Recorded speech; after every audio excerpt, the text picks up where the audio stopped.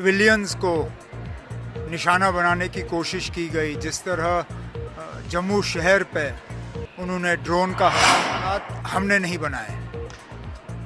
पहलगाम में हमारे लोगों के ऊपर हमला हुआ, बेगुनाह लोगों की कत्ल की गई, उसका हमें जवाब देना पड़ा। पाकिस्तान को कोई फ़ायदा है ना उनकी कोई कामयाबी होगी।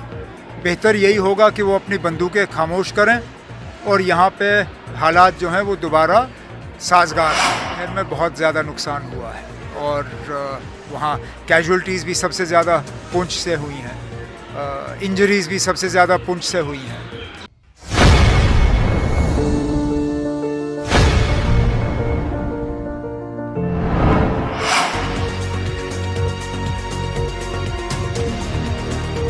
सबसे बड़ी बात तो यही कि उनके तरफ से जो सिविलियंस को निशाना बनाने की कोशिश की गई। जिस तरह जम्मू शहर पे उन्होंने ड्रोन का हमला किया, मुझे नहीं लगता है कि 71 वॉर के बाद कभी इस तरह जम्मू शहर को निशाना बनाया गया हो। लेकिन हमारे डिफेंस फोर्सेस उनको ये क्रेडिट जाता है कि उन्होंने ये सारे ड्रोन जो हैं उनको नाकामयाब किए और उनमें से एक भी ड्रोन जो है निशाने पे नहीं पहुंच पाई।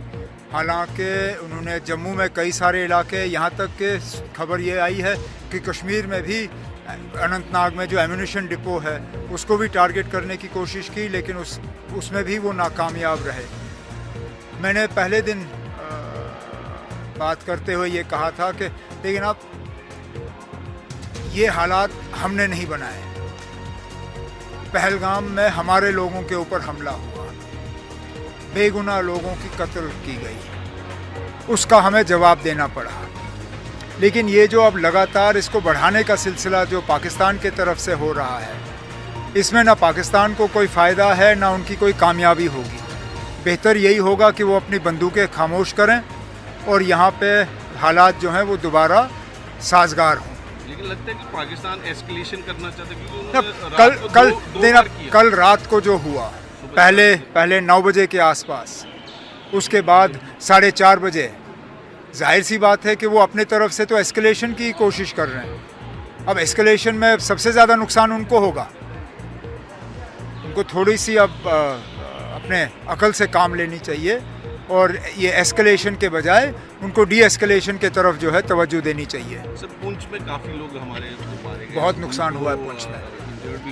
पुंछ शहर में बहुत ज़्यादा नुकसान हुआ है और वहाँ कैजुअल्टीज़ भी सबसे ज़्यादा पुंछ से हुई हैं, इंजरीज़ भी सबसे ज़्यादा पुंछ से हुई हैं। अभी जहाँ मैं जम्मू अस्पताल में था तो सारे जो ज़ख्मी वहाँ अस्पताल में हैं वो सारे पुंछ से हैं।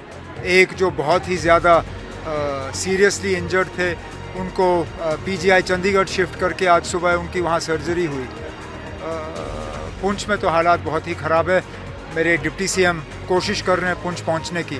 अगर वो पहुंच पाए तो वो वहाँ लोगों से मुलाकात करेंगे। सर, आपने आज दौरा भी किया, सब जो कैंप्स हैं, तो किस तरह की फैसिलिटीज़ अभी प्रोवाइड? अब जितना हम कर सकते हैं कर रहे हैं।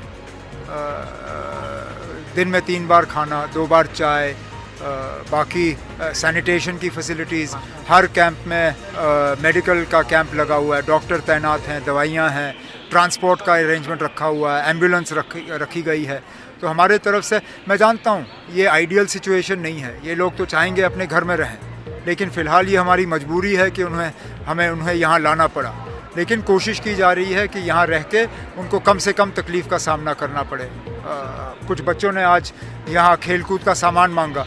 मैं अपने स्पोर्ट्स मिनिस्टर का शुक्रगुजार हूँ कि गाड़ी में उन्होंने सामान रखा हुआ था, तो कम से कम और कुछ नहीं तो इन बच्चों के चेहरे पे इन मुश्किल